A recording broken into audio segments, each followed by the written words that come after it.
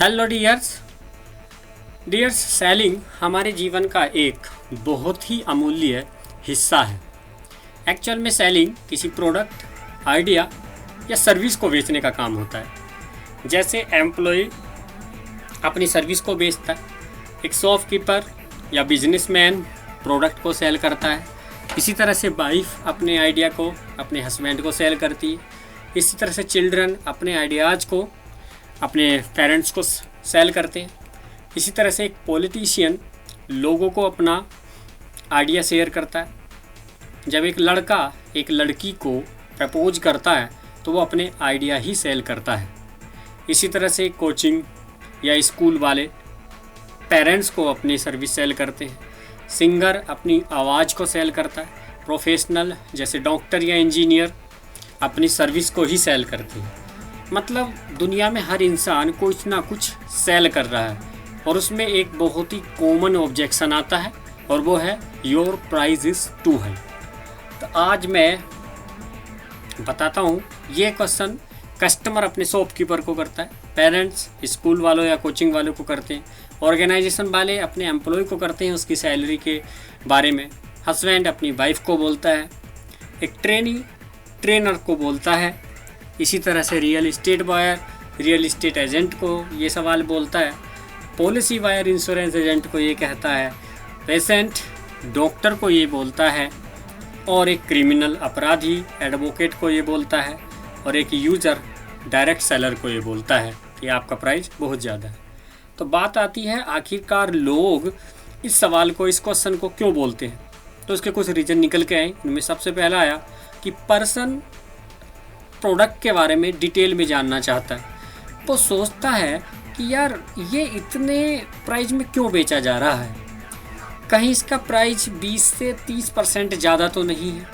तो वो जो सेलर पर्सन है उससे चाहता है इसकी डिटेल एक्सप्लेनेशन चाहता है और उससे चाहता है कि वो उसे ज़्यादा से ज़्यादा एजुकेट करे।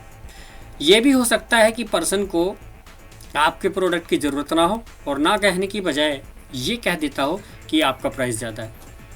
इसी तरह से शायद वो जस्टिफाई करना चाहता हो कि यार इस प्रोडक्ट को ख़रीदने के बाद मुझे आखिरकार मिलेगा क्या, क्या रीज़न है कि मैं इतना इसके पीछे खर्च करूं। वो कंफ्यूज रहता है। मैं खरीद तो सकता हूं, खरीदना चाहता हूं, परंतु इस चीज़ में रहता है। तीसरा, वो ये देखता है कि यार प्रोडक्ट तो बहुत अच्छी क्वालिटी के हैं लेकिन मेरा बजट बहुत लो है, तो काश कुछ ऐसा हो जाए कि ये अच्छी क्वालिटी के प्रोडक्ट मुझे सस्ते में मिल जाए। क्यों ना मैं कुछ पैसे भी बचा लूँ और इस अच्छे क्वालिटी के प्रोडक्ट को ख़रीद भी लूँ। तो इसलिए वो सोचता है कि यार मैं तो सोच रहा था कि प्रोडक्ट एवरेज होंगे लेकिन ये तो बहुत ही अच्छे निकले, तो क्यों ना ये कह के कोशिश कर लेते हैं कि आपका प्राइस बहुत ज़्यादा है, शायद कुछ दाम बन जाए। चौथा, एक्चुअल में प्राइस ज़्यादा उसकी नज़र में लग सकते हैं, तो इसके लिए आप नेगोशिएट कर सकते हैं। कितनी नेगोशिएशन करनी है इसके लिए हम एक सेपरेट वीडियो बनाएंगे। 5वें नंबर पे वो जो कस्टमर है सेल्स पर्सन को अपने अंडर में लेना चाहता है और उसके कॉन्फिडेंस को चेक करना चाहता है। तो ये जो डायलॉग है your price is too high एक स्टैंडर्ड डायलॉग है, इसलिए चार्ज अपने अंडर में करने के कारण के लिए वो ये कह देता है your price is too high. तो सेल्स एक्सपर्ट जो पर्सन है वो कहते हैं कि इस क्वेश्चन से आपको घबराने की ज़रूरत नहीं है और ना ही आपको अपना कॉन्फिडेंस लूज करने की ज़रूरत है। एक्चुअल में हमें प्रीमियम प्राइस पे ही बेचना पड़ेगा क्योंकि हमें क्वालिटी भी अच्छी देनी है और साथ ही साथ कस्टमर की प्रॉब्लम को सॉल्व भी करना है और अपनी अर्निंग को भी बढ़ाना है। तो हम बाउंड हैं प्रोडक्ट को हाई प्राइस पर बेचने के लिए। तो ये कभी कभी हमारे मन में आने लगता है कि कहीं हमारे प्राइस एक्चुअल में ही तो हाई नहीं है और इसके लिए हम कभी कभी अपने काम को छोड़ना भी चाहते हैं। तो ऐसा आखिरकार हम क्यों सोचते हैं? क्योंकि हम हमेशा ये क्वेश्चन सुनते रहते हैं कि your price is too high. तो इस बात को हमारा सबकॉन्शियस माइंड एक्सेप्ट कर लेता है और वो बिलीव करने लगता है कि हमारे प्राइस एक्चुअल में हाई है और हमारी बॉडी लैंग्वेज भी ऐसी हो जाती है और जैसे ही हम इसको सुनते हैं तो हमें मतलब एक अजीब सा डर लगने लगता है।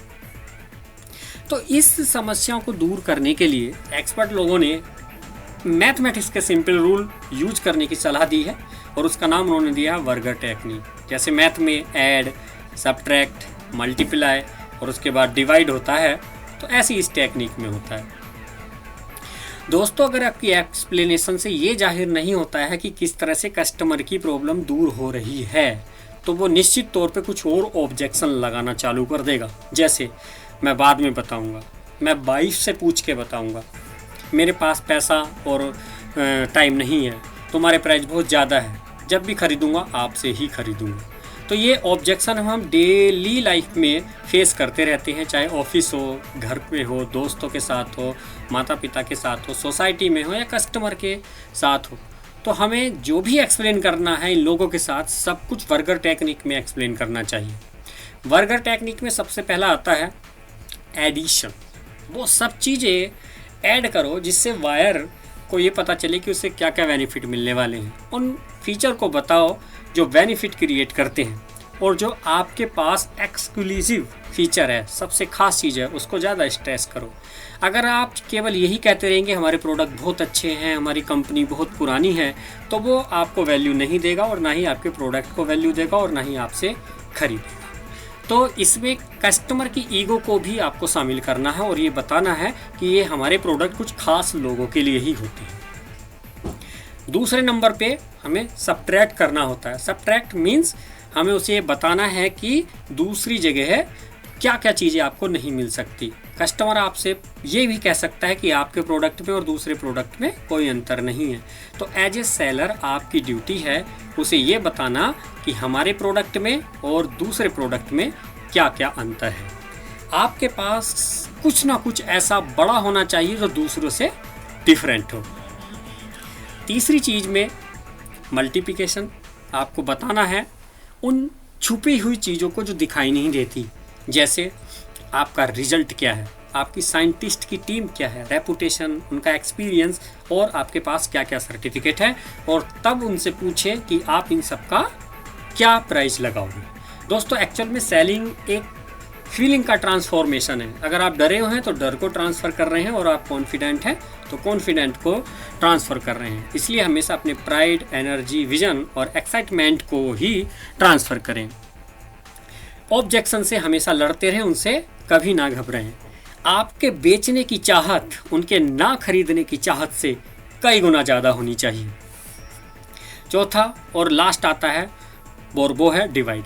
आप अपने प्राइस को उनकी होल लाइफ की कॉस्ट से डिवाइड कर दीजिए और उन्हें बताइए कि आप उन्हें खरीदने के बाद आपको क्या क्या बेनिफिट मिलने वाले हैं जो दूसरी कंपनी से नहीं मिलेंगे। जैसे एक 8 लाख की कार लीजिए और एक 10 लाख की कार का एग्जाम्पल लीजिए।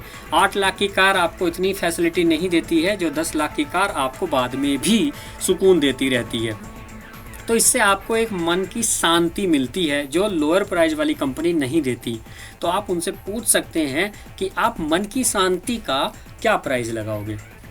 तो दोस्तों, अपने प्रोडक्ट और कंपनी से बहुत प्यार कीजिए और कभी भी ऑब्जेक्शन से ना घबराएं, क्योंकि ऑब्जेक्शन करने वाला बंदा ही आपसे परचेज करता है, आपसे खरीदता है।